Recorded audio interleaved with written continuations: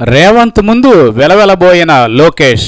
TDP మహానాడులో AP మంత్రి నారా లోకేష్ విచిత్రమైన పరిస్థితి ఎదుర్కొన్నారు. పాలక పార్టీ మంత్రిగా, సీఎం తనయుడిగా, భవిష్యత్ ముఖ్య నేతగా ఆయన ఏమాత్రం ఆకట్టుకోలేకపోయారు. ఆయన ప్రసంగించినప్పుడు కార్యకర్తల్లో ఏమాత్రం జోష్ కనిపించలేదు.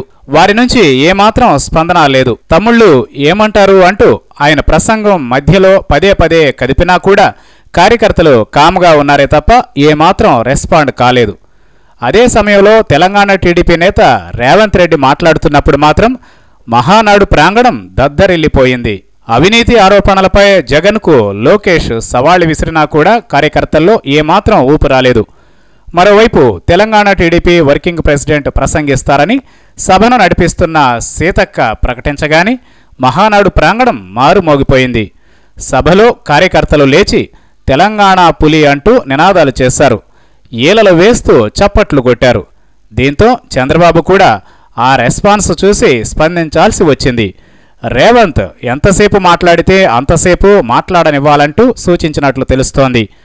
రేవంత్ మైక్ పట్టుకున్న తర్వాత సుమారు 3-4 నిమిషాలు మాట్లాడకుండా అలాగే ఉండిపోవాల్సి వచ్చింది. చప్పట్లు, ఈలల మోత మోగడంతో అవి ఆగే వరకు ఆయన వెయిట్ చేసి ఆ తరువాత మాట్లాడడం మొదలుపెట్టారు. 25 నిమిషాల పాటు రేవంత్ రెడ్డి తన ప్రసంగంతో ఆకట్టుకున్నారు. ఆయన ప్రసంగం ముగిసిన వెంటనే మళ్లీ కార్యకర్తల హర్షధ్వానాలతో ఆ ప్రాంతం మారుమోగింది.